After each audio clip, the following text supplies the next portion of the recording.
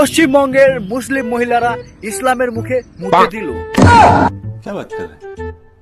এখন বলবেন কি করে? আমি বুঝাবো আপনাদের ভালো করে। আগে নিত লক্ষ্মীর ভান্ডার, এখন নিচ্ছে অন্নপূর্ণা ভান্ডার। আমি শুনেছি ইসলামে নাকি আমাদের দেব দেবীর নাম নেওয়া হারাম। সঠিক বলেছেন।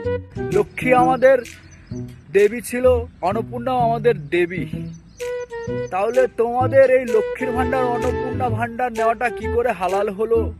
क्या बात है सर, क्या बात है सर, क्या बात, ये बात है। তোমরা একটু আমাকে কমেন্টে বুঝিয়ে বলো। তার মানে তো এটাই হলো, ইসলামের মহিলারা ইসলামেই মুতে দিল।